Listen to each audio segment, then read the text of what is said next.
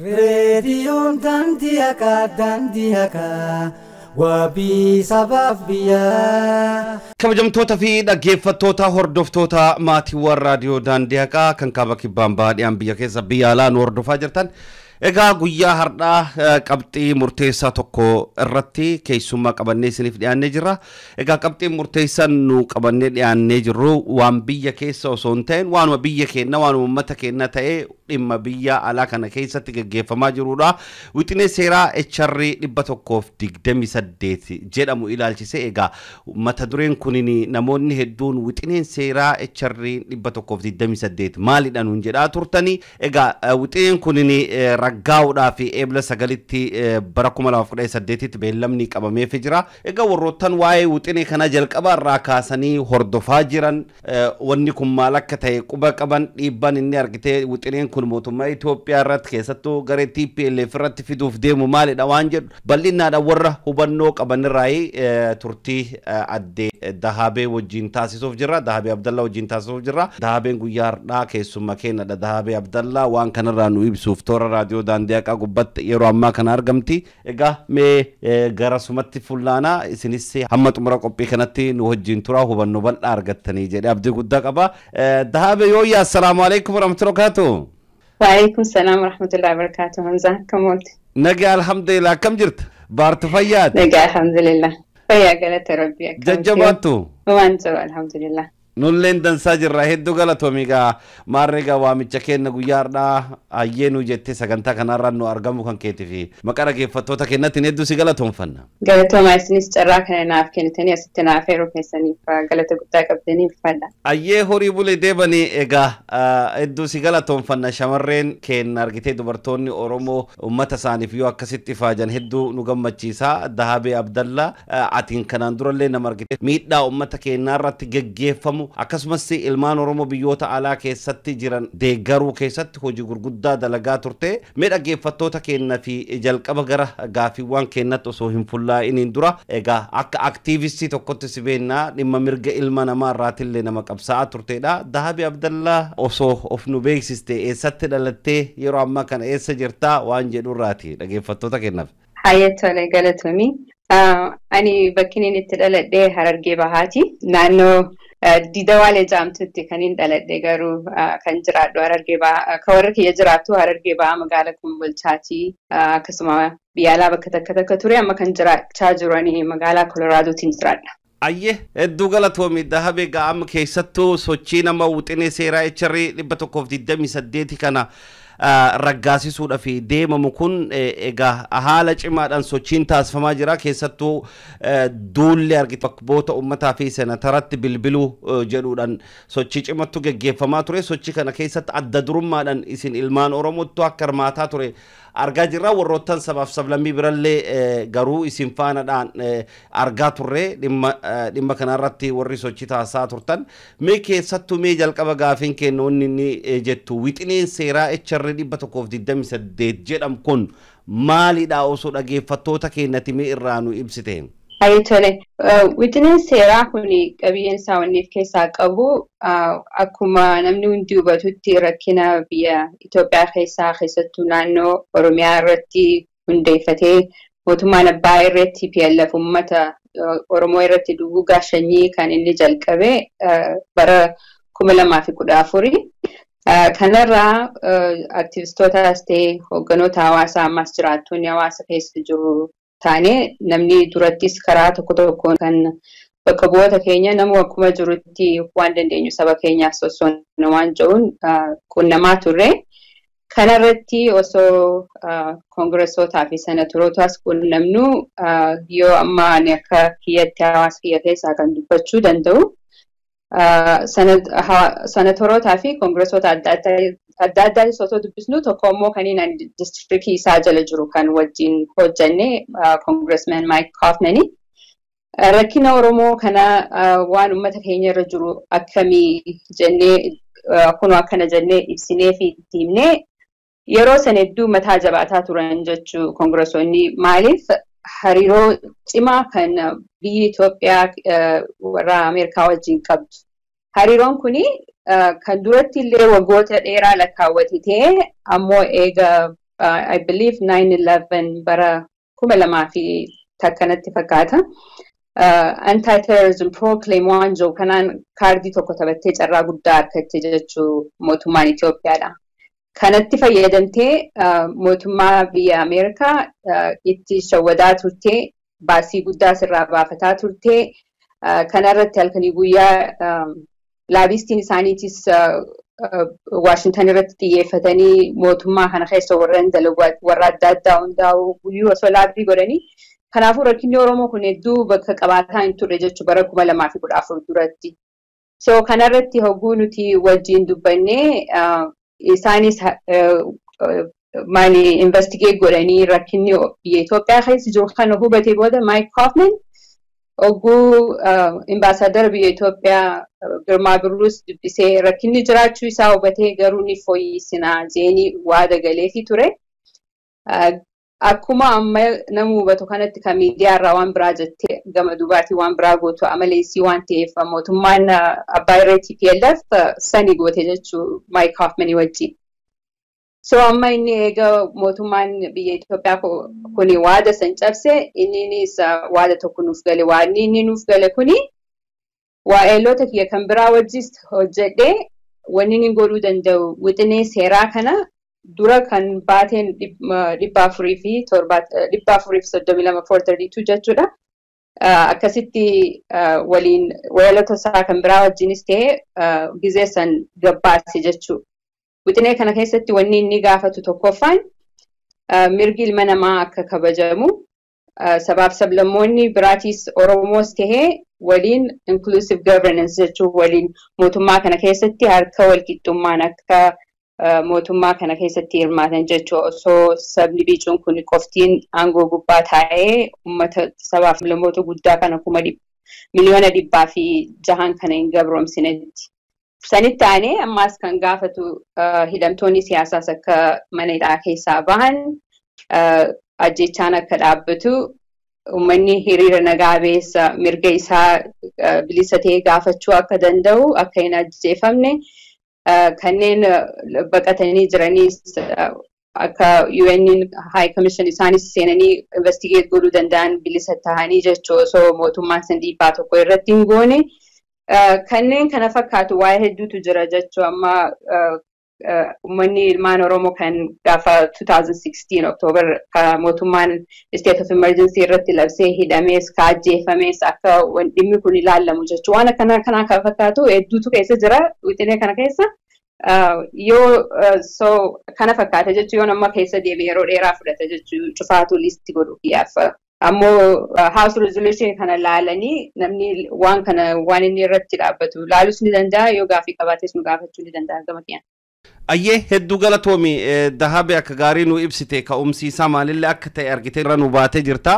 Egamii fakkeenya amma keessattuu ajjecha duguuggaa sanyii uummata keenyaa irratti TPLF raawwachaa jirtu kanaan wal qabsiisaa akkasumas miidhama warroottan kun abbootiin taayitaa kun uummata keenya akka sirnattis illee abbootiin taayitaa kun uummata keenyaa irratti gaggeessaa jirtu ilaalchisee wixineen seeraa House Resolution 128 kun angaawotaa fi akkasumas sirna san irratti dhiibbaan inni fidu maalidha?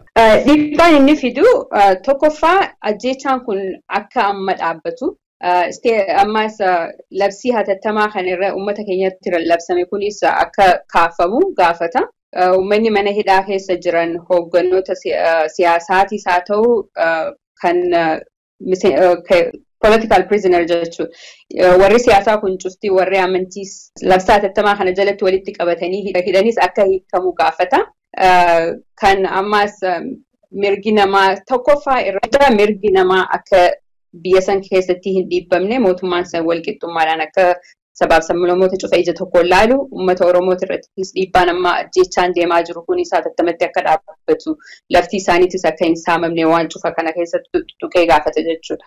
Dhiibbaan amma inni irratti ofu amma wanni nuti gaafannee jirru specifically siif ibsuuf yoo waan wixinee seeraa kana keessa jiru mootummaan Itoophiyaa dura nuti kan dimeendi gaafanne mootummaan Itoophiyaa kanatti agree godhee akka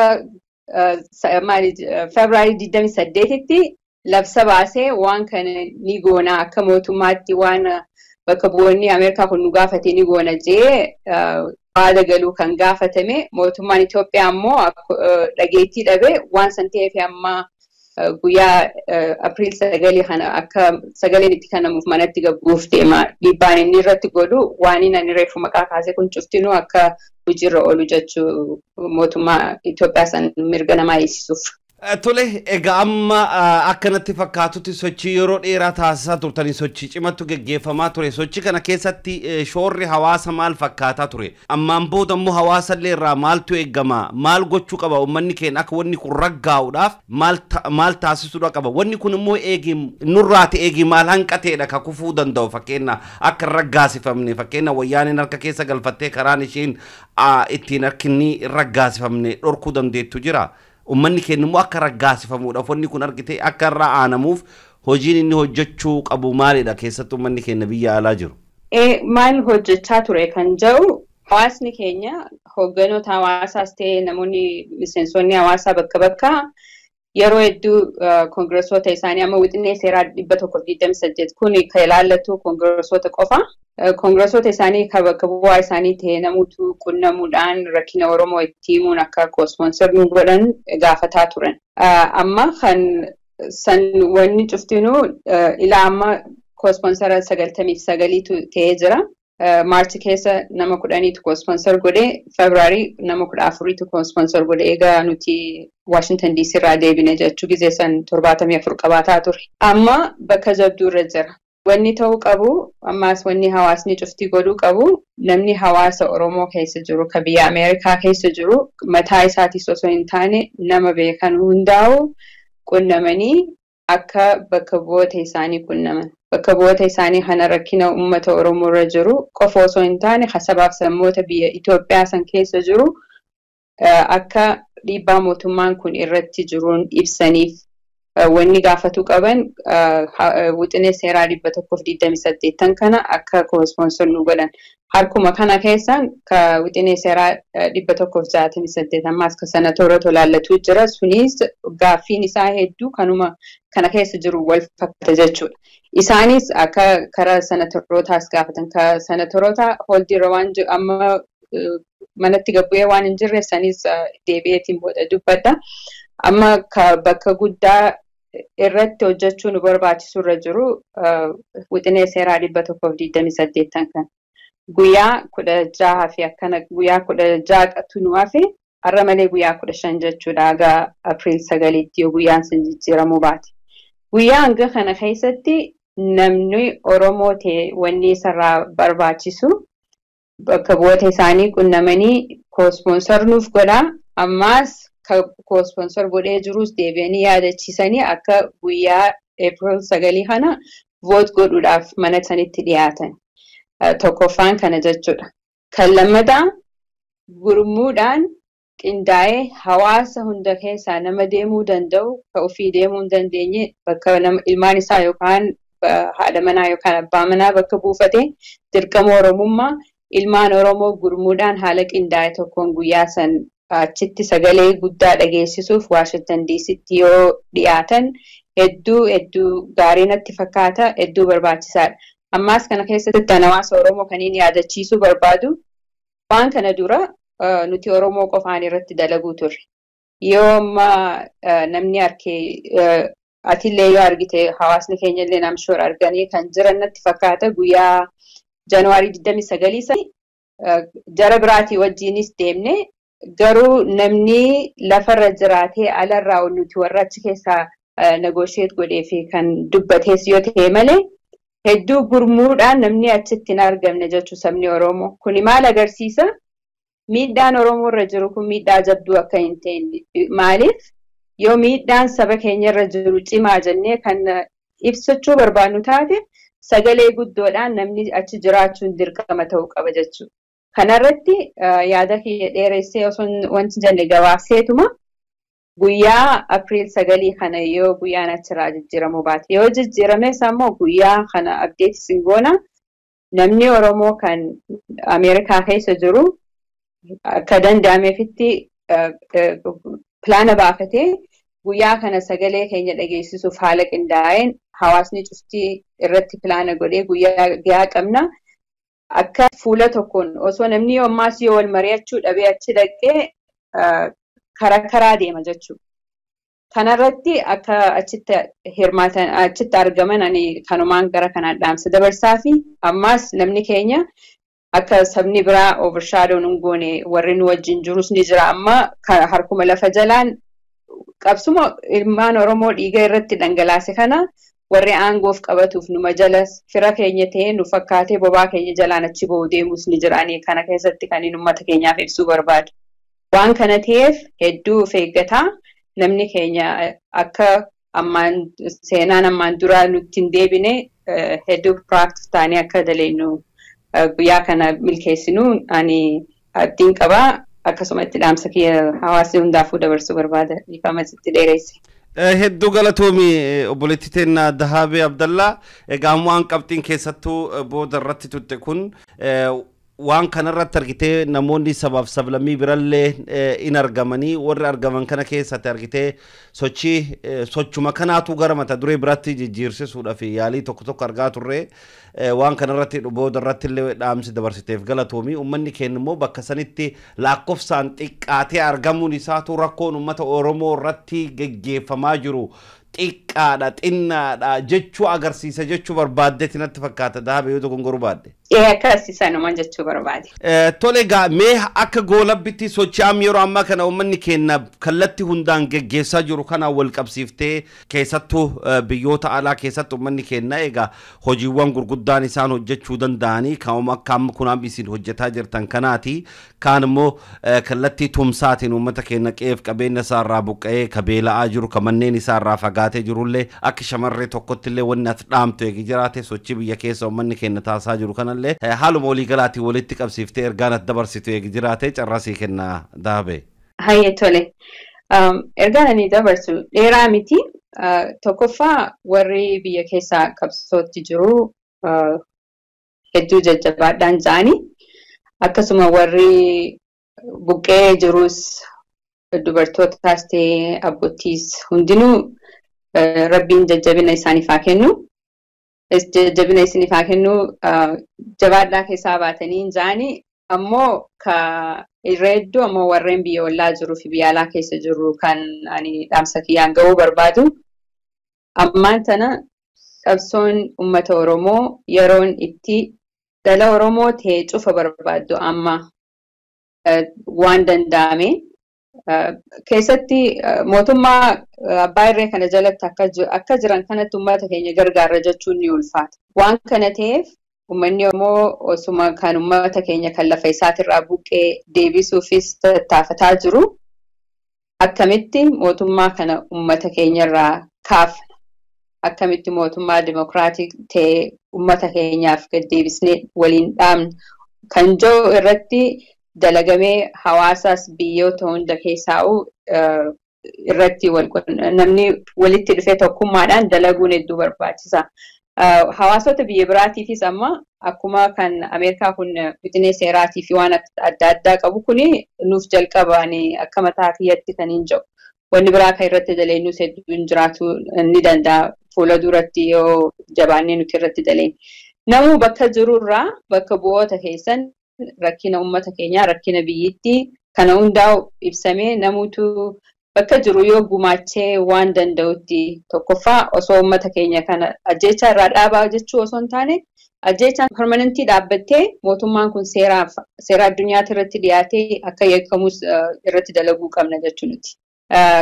Kanuma yaadni kiyya gabaabaanii waan biraa takka illee ammatti dabalu hin qabu amma warrumaas keessa jiruun guyyaa kana irratti jabaadhaa dalagaa akka waan kana milkeessinu yoo waan kana milkeessine dhaamsa guddaa wayyaanatti ergina yoo ammoo kan kufe wayyaanan akkuma har'aan tana waan kana lallaafisaa jirtutti nuus tuffataa deemti. Kana xumura irratti waan tokko kan jechuu barbaadu sooshaal miidiyaas ta'ee bakka adda addaatti kan argaa jiru. Uummata keenya mix signal kan dhaamsa wal keessa laaqame warratti ergaa jirutu jira biyya alaa kana keessa. Dhaamsiin wal keessa laaqame kan ergamaa jiru kun yoon ibse uummanni keenya akka amma mootummaa naannoo Oromiyaa takkaan OPDO'n kan akka uummata keenya bilisummaatti geessituu akkas fakkaatee aktivistoonni keenya hedduun kan uummata keenya misliid godhee karaa irra deemsisaa jiru jira. Kanaafuu bilisummaan uummata Oromoo OPDO jalaan hin dhuftu. OPDO jalatti OPDO'n mootummaa abbaa irree kana jala jirti fiifuu. Dhugaadha ilmaan Oromooti isaan qabsoo isaan godhaa jiranitti niin kabajaani garuu mootummaan yeroo uummanni miliyoonni meeqa lafarraa buqqee biyya ollaatti achi dhangala'aa jiru. Biyya hambaa keessatti ajjeefamaa jiru.